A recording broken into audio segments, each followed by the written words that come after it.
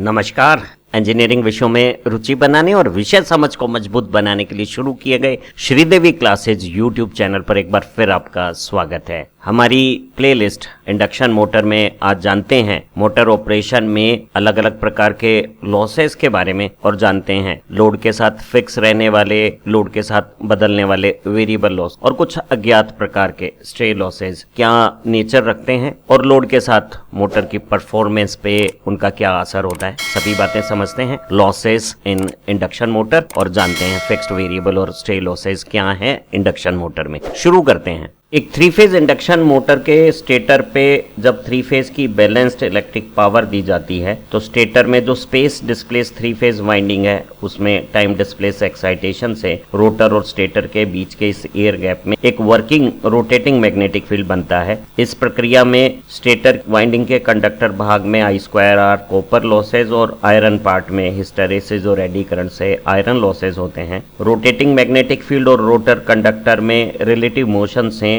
Electromagnetic induction की प्रक्रिया के तहत रोटर कंडक्टर में dynamically induced EMF current circulate करते हैं और वो करंट रोटेटिंग मैग्नेटिक फील्ड के साथ इंटरेक्ट होकर रोटर शाफ्ट पे मैकेनिकल आउटपुट डेवलप करते हैं। इस प्रक्रिया के दौरान रोटर कंडक्टर में I2R कॉपर लॉस और रोटर के आयरन मटेरियल में हल्की अमाउंट में आयरन लॉसेज होते हैं। रोटर जो ग्रॉस पावर डेवलप करता है उसमें से कुछ फ्रिक्शन और विंडेज लॉसेज में कंज्यूम हो जाती हैं और रिमेनिंग पावर शाफ्ट पे मैकेनिकल आउटपुट के रूप में प्राप्त हो जाती हैं। इलेक्ट्रिकल इनपुट जो स्टेटर पे देते हैं और मैकेनिकल आउटपुट जो शाफ्ट पे रोटर पे उपलब्ध होता है, इस सारी प्रक्रिया में एक 3 फेज इंडक्शन मोटर में अलग अलग प्रकार के लॉसेज होते हैं जिन्हें हम fix losses, variable copper losses और स्ट्रे लॉसेज कहते हैं। जो फिक्स्ड या कांस्टेंट लॉसेज हैं इन्हें हम स्टेटर कोर में होने वाले आयरन लॉसेज और रोटेशन के दौरान विंडेज और फ्रिक्शन के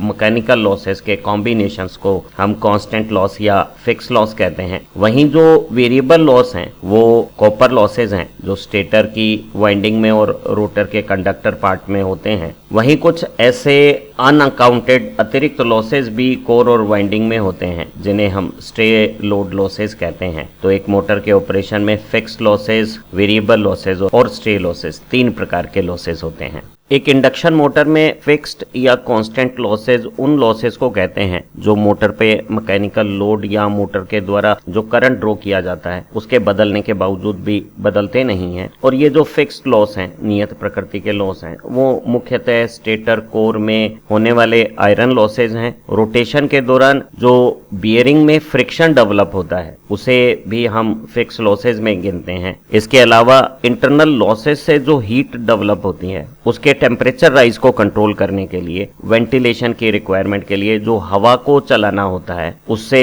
कनेक्टेड विंडेज लॉस भी फिक्स लॉसेज कहलाते हैं। और अगर ये स्लिप रिंग प्रकार की वाउंड रोटर मोटर है तो स्लिप रिंग के ऊपर जो ब्रशेज रखी हुई हैं उन ब्रशेज पे भी हल्का जो फ्रिक्शन का लॉसेज होता है उसे हम फिक्स लॉसेज में गिनेंगे। जो स्टेटर के आयरन लॉस हैं, जो हिस्टैरिसीस लॉस और एडी करंट लॉसेज हैं, वो हमारी सप्लाई की वोल्टेज, सप्लाई की फ्रीक्वेंसी और वोल्टेज से डिपेंडेंट जो कोर में फ्लक्स डेंसिटी की वैल्यू है उस पर डिपेंड करेगी। और हम स्टेटर आयरन लॉस के हिस्टैरिसीस लॉस पार्ट को कोर के मटेरियल का एक कांस्टेंट KH सप्लाई फ्रीक्वेंसी के डायरेक्ट प्रोपोर्शनल और जो आयरन कोर में हम फ्लक्स डेंसिटीज का इस्तेमाल कर रहे हैं उसकी x पावर, ये x का मान लगभग 1.6 हो सकता है, इस अनुपात से दिया जाता है। वहीं जो कोर में एडी करंट लॉसेज हैं वो लेमिनेशन की thickness, supply frequency, working flux density तीनों के वर्ग के समानुपाती हैं और वो कोर मटेरियल के कांस्टेंट पे भी डिपेंड करती हैं।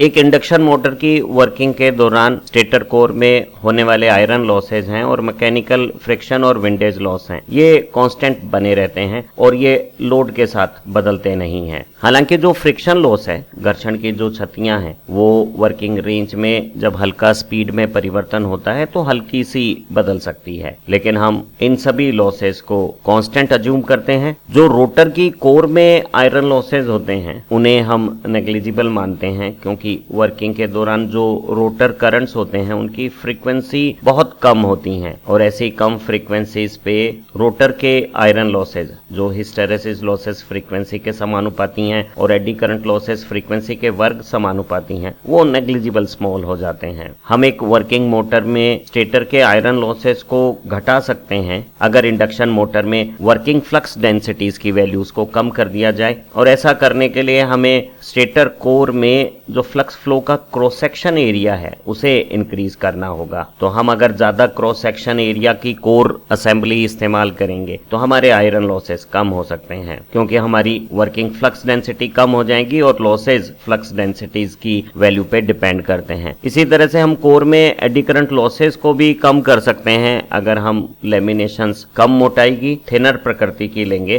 क्योंकि कम मोटाई की लेमिनेशंस में एडी करंट के फ्लो पाथ का रेजिस्टेंस इंक्रीज हो जाएगा और उससे एडी करंट की अमाउंट और एडी करंट लॉसेस कम हो जाएंगे। वहीं हिस्टेरेसिस लॉसेस को कम करने के लिए हमें कोर स्टैक के लिए अच्छी सिलिकॉन कंटेंट वाला स्टील हाई ग्रेड का इस्तेमाल करना चाहिए। तो ऐसे मटेरियल में डोमेन्स को रोटेटिंग मैग्नेटिक फील्ड में वेरी करने पर हिस्टेरेसिस लॉसेस कम होंगे। तो हम बेहतर मटेरियल सिलेक्शन और बढ़िया डिजाइन से ज्यादा क्रॉस सेक्शन एरिया की कोर लेके स्टेटर आयरन लॉसेस को कम कर सकते हैं। एक इंडक्शन मोटर की शुरुआत में और एक्सेलरेशन के दौरान जब रोटेटिंग मैग्नेटिक फील्ड जो सिंक्रोनस स्पीड से रोटेट कर रहा है और रोटर कुछ अलग स्पीड पे चल रहा है, दोनों में स्पीड का अंतर और स्लिप का मान जब अधिक होगा तो रोटर में कोर लॉसेस भी अधिक होंगे। लेकिन सामान्य कार्यकारी स्थितियों में जब एक induction motor almost synchronous speed पे रन करती है तो रोटर में स्लिप का मान बहुत कम होने से बहुत कम फ्रीक्वेंसी का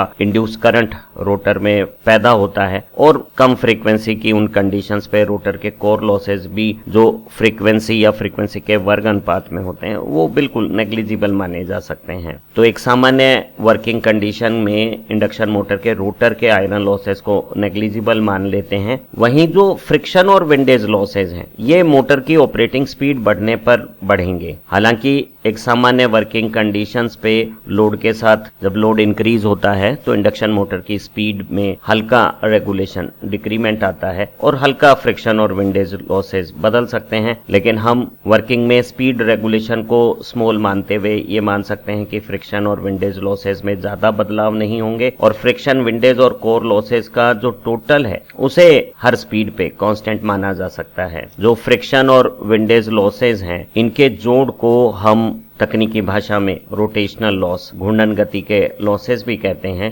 एक इंडक्शन मोटर में विंडेज लॉसेस को भी कम किया जा सकता है अगर हम ज्यादा बेहतरीन वेंटिलेशन सिस्टम डिजाइन करें और हीट डेसिपेशन को इम्प्रूव कर दें। साथ ही साथ अगर हम एनर्जी एफिशिएंट डिजाइन करते हैं, बेहतर मटेरियल के साथ अच्छी डिजाइन की मशीन बनाते हैं तो उसमें इनहेरेंट इंटरनल लॉसेस कम होने से हीट भी कम प्रोड्यूस होगी। तो हमारी वेंटिलेशन की रिक्वायरमेंट अगर कम होगी तो हमारे विंडेज लॉसेस भी कम हो जाएंगे। एक इंडक्शन मोटर की वर्किंग में जो फिक्स लॉसेज हैं जिन्हें हम रोटेशनल लॉसेज कहते हैं, जो फ्रिक्शन, विंडेज और स्टेटर कोर के आयरन लॉसेज हैं, इन्हें हम सीधे इंडक्शन मोटर पे नो लोड टेस्ट परफॉर्म करके प्राप्त कर सकते हैं। एक इंडक्शन मोटर पे अगर कोई मैकेनिकल लोड नहीं लगाया हो और उसके स्टेटर पे रेटेड वोल्टेज और रेटेड फ्रीक्वेंसी की सप्लाई कनेक्ट कर दी जाए तो जो पावर इनपुट है वो 2 वाटमीटर की रीडिंग से हम प्राप्त कर सकते हैं। और अगर हमें हॉट कंडीशंस पे स्टेटर वाइंडिंग के पर फेज रेजिस्टेंस की जानकारी हो तो नो लोड करंट से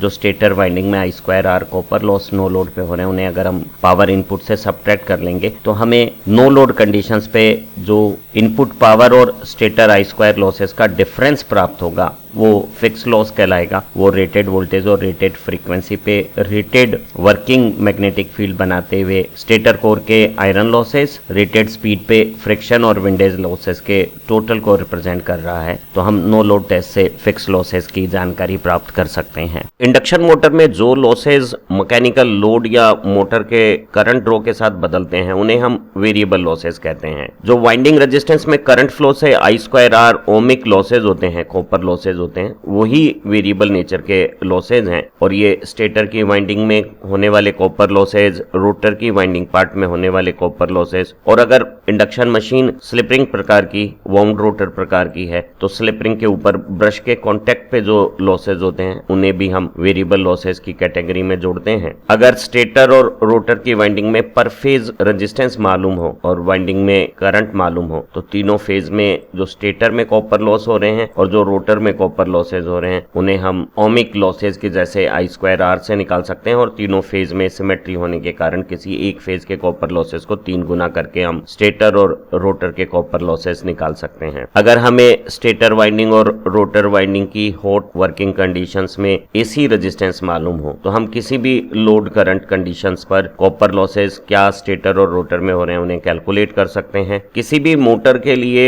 जो वाइंडिंग का रेजिस्टेंस है वो उसके क्रॉस सेक्शन एरिया या वेट ऑफ कॉपर कंडक्टर जो हम यूज कर रहे हैं उसके साथ इनवर्स प्रोपोर्शनल रिलेशन रखता है। तो अगर हम वाइंडिंग में कंडक्टर मटेरियल का क्रॉस सेक्शन और वेट साइज बढ़ा देते हैं, रेजिस्टेंस कम कर लेते हैं, तो हम मशीन में कॉपर लॉसेस को कम कर सकते हैं। मशीन में कॉपर लॉसेस कम रखने के लिए स्टेटर में हम एनील्ड इलेक्ट्रोलाइटिक ग्रेड के कॉपर की वाइंडिंग करना पसंद करते हैं, और रोटर की कैरेक्टरिस्टिक में क्योंकि रेजिस्टेंस टॉर्क और दूसरी परफॉर्मेंस के साथ रिलेशनशिप रखता है, स्टार्टिंग कैरेक्टरिस्टिक रोटर रेजिस्टेंस से डिसाइड होती है, इसलिए रोटर रेजिस्टेंस को मोटर की परफॉर्मेंस रिक्वायरमेंट के अनुसार लिया जाता है। लेकिन रोटर कॉपर लॉसेस को रनिंग कंडीशंस में कम रखने के लिए रोटर कंडक्टर का क्रॉस सेक्शन भी सफिशिएंट रखा जाता है ताकि उसमें कॉपर लॉसेस कम हो। एक इंडक्शन मोटर के स्टेटर और रोटर में टोटल कॉपर लॉसेस की गणना करने के लिए हम इंडक्शन मोटर पे ब्लॉक रोटर टेस्ट कंडक्ट करते हैं। मोटर पे ब्लॉक रोटर टेस्ट करने के लिए रोटर को मैकेनिकली ब्लॉक कर दिया जाता है ताकि वो रोटेट ना कर सके,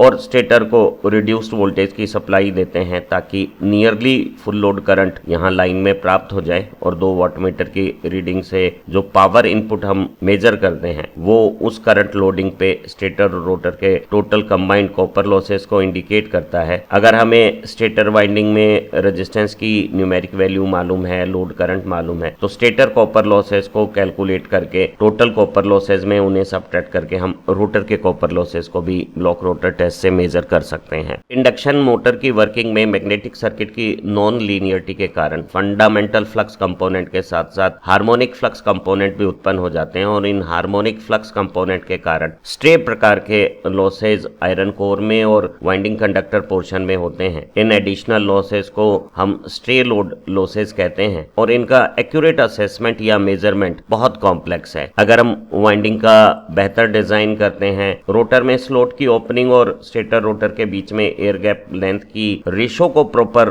डिसाइड करते हैं, एयर गैप में एवरेज फ्लक्स डेंसिटी की सही मान को अगर रखा जाता है तो हम स्टे लोड लॉसेस को काफी हद तक कम कर सकते हैं। व्यवहार में स्टे लॉस को कैलकुलेट करना जब मुश्किल है तो हम आमतौर पे जो न्यूमेरिक असेसमेंट से मोटर की एफिशिएंसी हमें फुल लोड पे प्राप्त हो रही है उसे स्टे लॉस के अकाउंटिंग के लिहाज से आधा % कम कर लिया जाता है, और अगर हमारा लोड फुल लोड की बजाय कोई अन्य लोड है तो उसी अनुपात में इस तरह की स्टे लॉसेस की अनुपातिक गणना कर सकते हैं। अर्थात एक फुल लोड कंडीशन पे स्टे लोड लॉसेस को हम टोटल इनपुट पावर का लगभग आधा % ले सकते हैं। एक जनरल डिजाइन की इंडक्शन मोटर जिसकी फुल लोड एफिशिएंसियां 85% या अधिक है, उसमें अलग अलग प्रकार के जो लॉस कंपोनेंट्स होते हैं उनका टोटल लॉसेज में क्या परसेंटेज शेयर है उसे यहाँ इस टेबल में दिखाया हुआ है। एक इंडक्शन मोटर में सबसे ज्यादा स्टेटर कॉपर लॉसेज हैं जो टोटल लॉसेज के 37% ऑन एन एवरेज हो सकते हैं। हालांकि हम स्टेटर कॉपर लॉसेज को कम रखने के लिए एनील्ड इलेक्ट्रोलाइटिक कॉपर कंडक्टर का इस्तेमाल करते हैं और सफिशिएंट क्रॉस सेक्शन लेते हैं, लेकिन फिजिकल साइज की रेस्ट्रिक्शन और इकोनॉमिक डिजाइन की जो कंस्ट्रेंट्स हैं उनके कारण हम एक लिमिट से ज्यादा स्टेटर कॉपर लॉसेज को कम नहीं कर सकते, और stator copper losses total losses का 37% सबसे बड़ा कंपोनेंट हो गया है। इंडक्शन मोटर के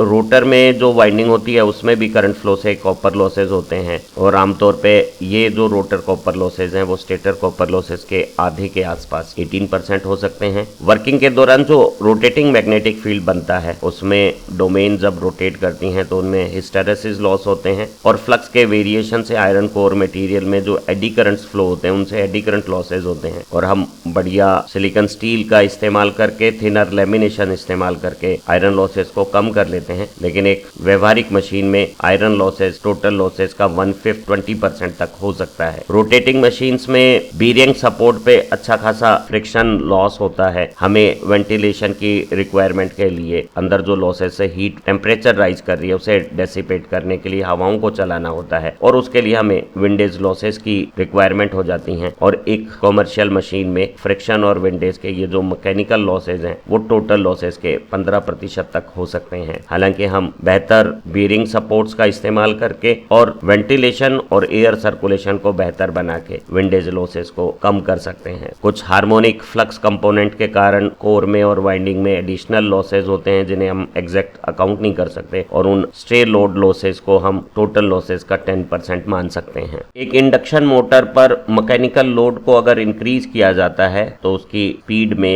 एक हल्का स्पीड रेगुलेशन महसूस होता है। नो लोड की कंडीशंस पे एक 50 हर्ट्ज 4 पोल की मोटर जिसकी सिंक्रोनस स्पीड 1500 आरपीएम है, वो आधा % से भी कम स्लिप के साथ 1490 आरपीएम से भी ज्यादा आरपीएम के साथ रन कर सकती है। और लोड बढ़ने से स्लिप का मान depending upon design full load तक 4 से 5% हो सकता है और उसी अनुरूप हल्की सी स्पीड में डिक्रीमेंट हो सकती है। नो लोड से फुल लोड के बीच में स्पीड में ज्यादा वेरिएशन नहीं होने के कारण हम इंडक्शन मोटरों को डीसी शंट मोटर की भांति ही ऑलमोस्ट कांस्टेंट स्पीड मोटर्स मानते हैं। एक इंडक्शन मोटर में वर्किंग मैग्नेटिक फील्ड स्टेटर और रोटर के बीच में एयर गैप में बनता है और एयर गैप का अच्छा खासा फ्लक्स फ्लो के अगेंस्ट में रिलक्टेंस प्रतिष्ठम्भ होता है और ऐसी स्थिति में वर्किंग फ्लक्स बनाने के लिए मोटर को बहुत ज्यादा मैग्नेटाइजिंग करंट कंपोनेंट लेना पड़ता है। तो मोटर का बिना भार की स्थिति में जब मैकेनिकल लोड नहीं है तब भी अच्छा खासा करंट होता है जो फुल लोड करंट का 20 से 50% हो सकता है और ये मैग्नेटाइजिंग करंट बहुत पुअर लैगिंग पावर फैक्टर पे, जो पावर फैक्टर 0.2 से भी कम होता है, वैसी नो लोड कंडीशन पे पावर फैक्टर रखता है। और जब मोटर पे मैकेनिकल लोड इंक्रीज होता है, मोटर एक्स्ट्रा